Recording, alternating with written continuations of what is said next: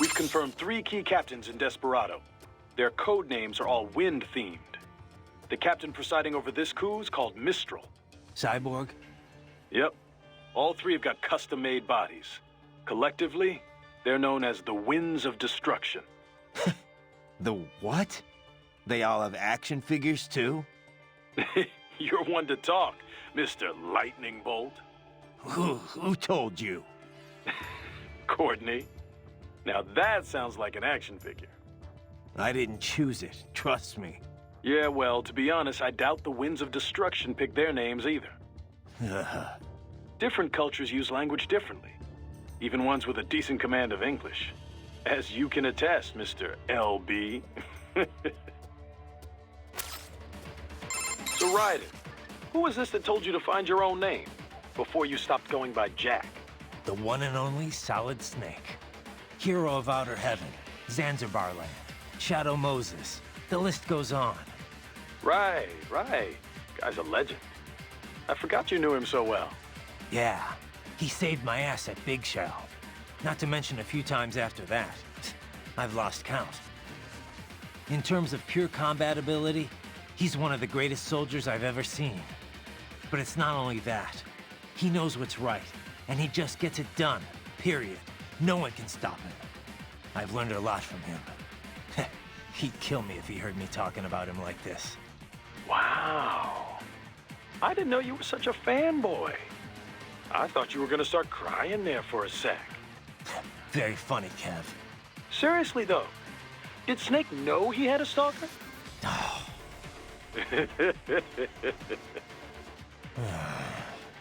Hey, relax. I'm only ribbing you. I just wish I got to meet the guy, you know? I know. You're no fun. No? Got something else for me? Yeah, you mentioned SOP before. How much do you know about it? The Sons of the Patriot system? Same stuff as anyone else in the industry, probably. Basically, a nanomachine software combo for controlling contractors. Used to be required for all PMCs. Soldiers couldn't fire unless their ID matched their weapon and they had clearance. From their commanding officers. And the rules of engagement, I mean. It had some mental effects as well. Moderating pain, enhancing concentration, that sort of thing. The idea was SOP would minimize arms smuggling and civilian casualties. A kinder, gentler war. An oxymoron, any way you look at it. Civilian deaths did drop, though. Because soldiers in the system could coordinate in real time, share info. Between that and the ID weapon locks, a lot of people felt better about employing privatized military. The irony is, the system was developed based on criticisms of PMC ops, mostly American interventions. SOP propaganda said it would put limits on the war market. What it really did was shift market share over to the PMCs. Civilian deaths went down, but total casualties just kept on climbing. More than ever, war was big business. And business was booming. Until SOP got hacked.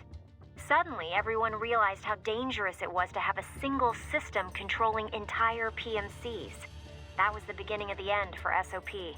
Public opinion on privatizing war did a 180. After that, a lot of local conflicts and civil wars died down. The PMC conglomerates had to split up and downsize just to stay in business. And that about does it for SOP 101. Class dismissed. Not bad, Professor. But it's not the whole story. No, I know. Let's finish this later. I better keep moving. Need something else? I thought we'd get back to our little history lesson. What do you know about the Patriots? I know that they were behind everything we talked about before with the SOP system. People thought these 12 guys controlled world politics and the global economy from the shadows. And they were right. Except there weren't 12, and they weren't guys, or even human. They were massive AI networks. All the better to gather information on a global scale, or censor it if they wanted. They'd manipulate factions to keep wars raging, all while selling arms to both sides. The PMCs made billions too, of course. SOP was the Patriots' masterstroke. They could control battles directly, down to each individual soldier. The system might even still be around if the AIs hadn't all been destroyed. I'm impressed. You know your stuff. Not many people have even heard of the Patriots. More than when they were active, but still, not many. Almost no one knows they were AIs, or that they're the real reason SOP went away. Well, the few that do know aren't going to talk about it publicly. Even the world leaders. Especially the world leaders. The people would panic, assuming anyone believed them, which they wouldn't. You can find speculation on the net if you look hard enough. Some of them get pretty close to the truth, but the stories never made it into the mainstream. Just another conspiracy theory. I'm not surprised. It's a little hard to believe, you know? It just sounds crazy. When Kevin briefed me about all this in orientation, I thought it was some kind of BS detecting test. All right, then. Hey, Raiden, let me ask you something. The Patriots. Why would AIs do all of that? I can see why people would want all the money, but AIs? What did they stand to gain from it all? Who knows? Maybe they didn't even know. Optical Neuro AIs aren't your typical PCs. They learn over time, change in unpredictable ways. The core AI, JD, was bent on expanding the war economy. Maybe to fund the Patriots' other activities. Or maybe that's just the way it evolved, like a secondary objective that took over. One of the other AIs said it was created to filter out unnecessary information, gossip, trivia, all for the sake of future generations, to drive the evolution of the human race. Or so it said. Was that the truth? Or a lie? To manipulate me? Who can say? To think. Something like that. Running a nation. And America, no less. It's terrifying. Thank God they were all destroyed. But did it really change that much? Maybe not. Contractors still gotta eat after all. Soldiering for hire's always been a risky business. But at least before it was good money. There was a decent chance you could get rich and retire early. All that disappeared during the SOP years. Demand was high, but the workforce was flooded. More and more soldiers were willing to work for cheap. It got so you'd have to work years before you could even pay back your initial training and insurance fees. Yeah, I can see Sundowner's point. The global recession certainly didn't help. Unemployment shot up across the US and the EU. Even if contractors gave up and packed it in, there weren't any jobs waiting for them back home. The irony is the recovery was all war-driven. It wasn't a general recovery at all. Not only did globalization exploit the poor countries, but it crippled first world employment too. And SOP's gone. But now we've got these PMCs that are basically mobsters. Just thugs in uniform. Yeah, not a pretty picture. Hey Kev, that piece of shit who killed Imani, is he one of those almighty winds? Yeah. Goes by Sundowner. It's a folk name for this warm air current in Southern California. He's also, well, not the formal head of Desperado, but pretty much their de facto leader. Let's see. Born in Alabama, family was poor. Solid student, decent grades, but no money for college, so he joined the army. Says he fought in Panama in '89, then Iraq again, Afghanistan. In 2008, he drops out of the service and starts doing merc work for various PMCs. He was active all through the SOP years. Built up quite a reputation. Apparently, the Sundowner handle comes from all the blood he leaves behind. Looks like the sunset. Anyway, an IED put him out of action for a few years. But then, cyborg tech brought him out of retirement. The Army investigated him for possible war crimes. A few times, looks like. Desecrating remains, torturing POWs, some wrongful deaths. No convictions, though. Pretty rosy past, huh? Not that I'm one to talk. Hey, come on, buddy. You know that's not fair. You were just a kid. You didn't know what you were doing. And it's not like they gave you a choice. Yeah. Thanks, Kev. Kev, you dig up anything more on Jetstream Sam? Yeah, actually a bit. Still a lot of missing pieces. I'll take what I can. Right. Full name Samuel Rodriguez. Born in Brazil, so I guess that'd be more like Samuel Rodriguez. He's actually not one of the Winds of Destruction. He's not even a Desperado employee. Yeah. Didn't seem like your typical PMC to me. His father ran a Brazilian Kenjutsu dojo. Genjutsu. That's a school of Japanese swordplay. Mm-hmm. A lot of Japanese immigrated to Brazil way back when. They brought martial arts with them. Those evolved and became their own offshoots. You've heard of Brazilian Jiu-Jitsu, right? It's their variation on Judo. Brazilian Kenjutsu's the same kind of thing. A different evolution of the old samurai sword skills. Bit of capoeira and some other stuff mixed in. Anyway, I did some digging. Apparently, the Rodriguez dojo was a big proponent of the Uridachi style. Uridachi. A.K.A. Setsujinken, the murdering sword. Basically the polar opposite of my sword of justice. Rodriguez Kenjutsu uses kicks, sword butts, even throws. Unpredictable and very deadly. Anyway, this is interesting. Sam's father was killed by one of his pupils. There were rumors one of the cartels was involved, but it's not clear how or why. After that, Sam disappears for a while, then comes back, kills the guy who killed his dad, and leaves Brazil. He travels the world for a while, taking odd jobs, bodyguard, cleaner for the mob, etc., etc. Made a big name for himself in the criminal underworld, especially in Central and South America. One story has Sam taking out a mafia hit squad, 10 men, all with assault rifles, using only his sword.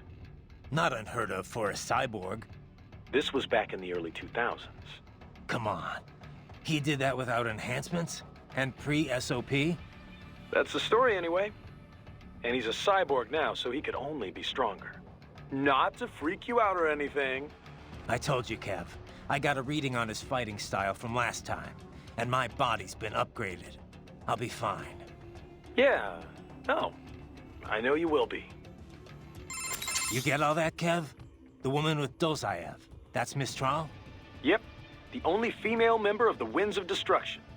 The name is from a cold, dry regional wind in France that blows from the Alps down to the Mediterranean. She French? Yep. Born in Algeria, though. It was a French colony until they declared independence in the early 60s. Haha, but you already knew that. Yeah. They were the last French colony in Africa. You know your history. Plenty of French colonial families still live there. Pied Noir, they're called. I've heard the term. The main character in that Camus novel, The Stranger, was one. You also find a lot of Algerians who've immigrated to France, although they put a stop to that a while ago. Yeah. A lot of European countries seem to be clamping down on immigration lately. Mistral joined the Foreign Legion to get her citizenship. A woman legionnaire?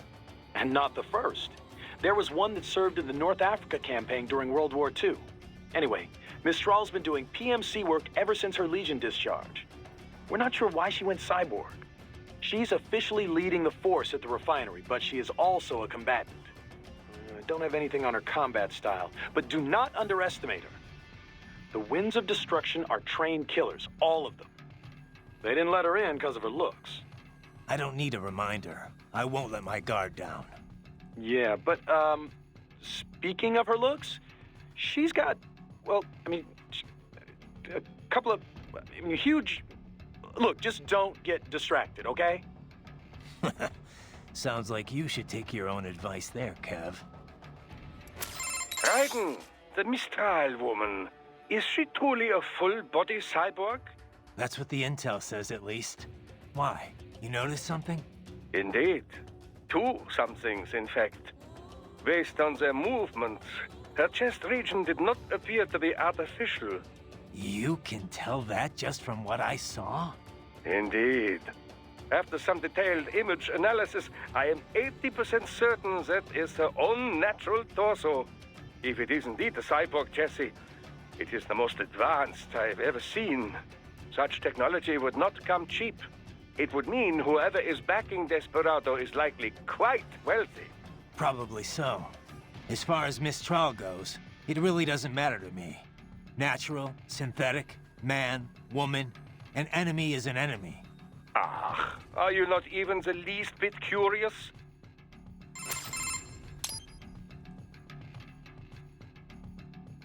So Mistral's from Algeria. Have you ever been? No. You? Once, for a consulting job. Pretty short trip, though. I hear it's pretty safe there now, compared to how things were at the start of this decade. Yeah, I was able to slip a little sightseeing in. Pretty nice spot for a vacation. Kind of hot, though. 80% of it's the Saharan desert, and wow, it was just like you'd imagine. So much sand. You could easily imagine camel caravans trekking beneath the early evening moon. It was like something from another world. Yeah? I thought only a sixth of the Sahara was sandy like that. The French carried out a bunch of nuclear tests there too, I remember. But once you reach the Mediterranean coast, it's a totally different place. All these white-walled buildings framed against intense blue sea. It's a really stark contrast. Were you in Algiers? I know that the capital looks a lot like that. Yep. The local cuisine's totally French-influenced. I'll never forget this one lunch near my hotel. A baguette sandwich and a café au lait. Simple and simply unforgettable. Oh, there were a bunch of sweet shops in town, too. High-quality European candy, but so cheap. Sounds like you ate your way across the country. Well, food's an important part of local culture, you know. Oh, and speaking of which, the seafood. I didn't expect to see Mediterranean fish in African cuisine, but it was also fresh and flavorful. They'd fry up small fish whole, then drizzle them with lemon juice. I could have eaten that all day.